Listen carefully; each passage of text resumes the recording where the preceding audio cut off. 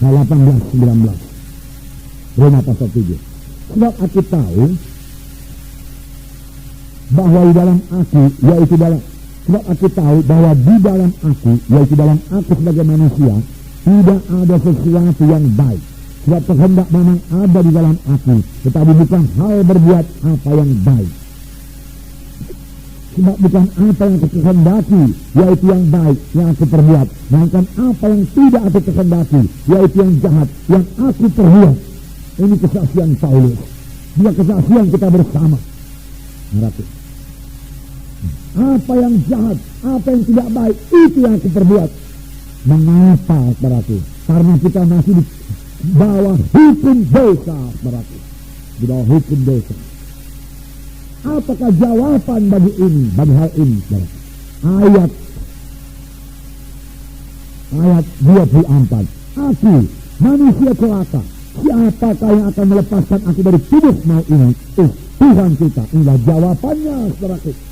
Kemudian pasal 8 ayat 1 berkata, demikianlah sekarang tidak ada penghukuman bagi mereka yang ada dalam Kristus Yesus. Roh yang memberi hidup telah memerdekakan kami dalam Kristus dan dari hukum dosa dan hukum maut. Ayat 2, roh yang memberi hidup atau Roh Kudus telah memerdekakan kami dalam Kristus dari hukum dosa dan hukum maut. Roh Kudus membebaskan dari hukum dosa dan hukum maut. Apakah itu hukum dosa? Saudara, kita semua mengetahui hukum gravitasi. Daya tarik bumi. Kalau saya lempar ini ke atas, jatuh ke bawah, berarti. Nah, saudara, karena ada hukum gravitasi, berarti. Ya. Saudara, hukum dosa juga demikian. Kita mau berbuat baik, jatuh kepada dosa. Kita mau berbuat baik, jatuh kepada dosa. Apakah jalan keluarnya? Apakah yang membebaskan kita daripada hukum dosa itu? Berarti di sini dikatakan Roh Kudus, dia katakan memerdekakan kamu daripada hukum dosa.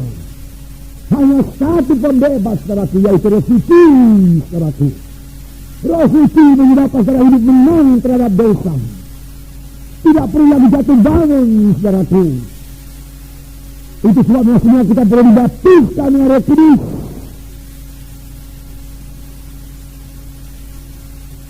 Karena hidup kekristenan kita ini, saudaraku, bukanlah dimaksudkan Tuhan hidup jatuh bangun. Tetapi Tuhan mau kita hidup berkuasa melawan dosa, saudaraku. Tuhan mau kita hidup suci, saudaraku. Di dalam dunia ini, dari mana akan kita capai itu, saudaraku? Dengan pengetahuan manusiawi kita, dengan tekad kebulatan tekad kita, saudaraku. Berapa kuatkah kita manusia ini, saudaraku?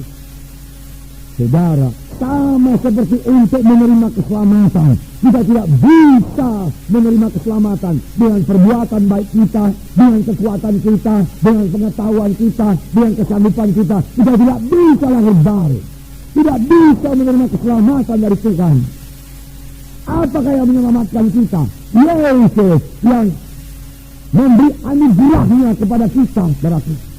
Yaitu dia sendiri, saudaraku, disalib, memikul dosa kita. Ya, kalau kita percaya kepadanya dan menerima dia sebagai Tuhan yang juru selamat kita, lalu kita pun, saudaraku, lahir baru, selamat. Jadi keselamatan kita datang daripada Yesus. Demikian sesudah selamat, bagaimana jalannya kita hidup benar, hidup suci, juga tidak bisa dengan kekuatan kita.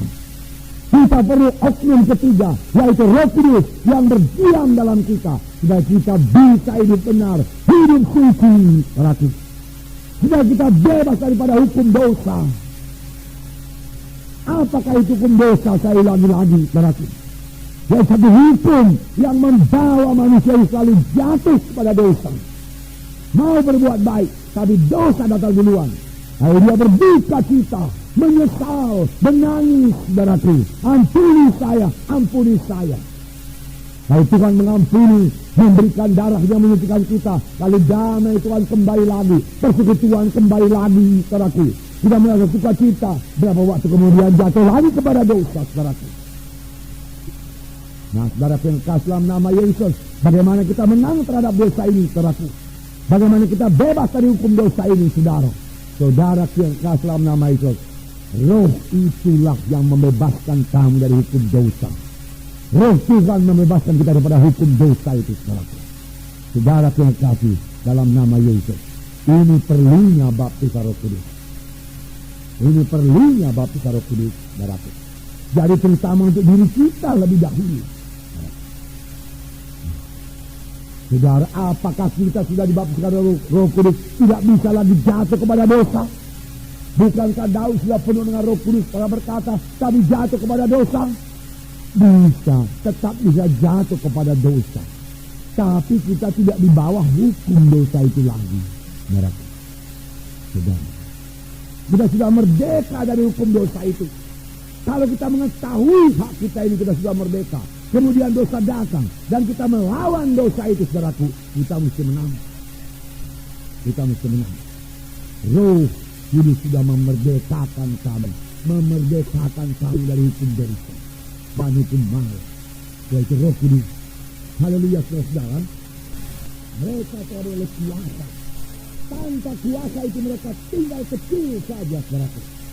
Padahal Tuhan telah memberikan kuasa itu kepada kita.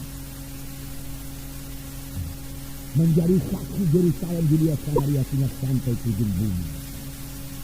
Nah, jadi itu pertama sekali, saudara. Baptisan Roh Kudus kepada kita, supaya kita menang terhadap dosa, supaya kita hidup benar, hidup suci. Terima baptisan Roh Kudus.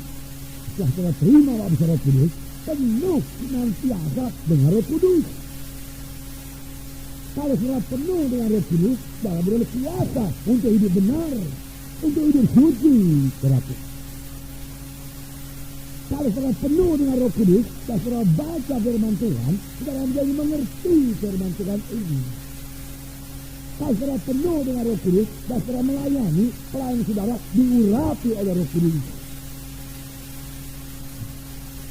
Jadi untuk diri kita sendiri, saudara. Yang kedua, saudaraku, Roh Kudus memberikan kuasa dalam pelayanan. Berikan kuasa dalam pelayanan. Sehingga pelayanan kita ini berhasil dan berbuah. Saudara, untuk berbuah itu perlu kuasa, saudara, kuasa. Kuasa Roh Kudus yang mengurapi kita.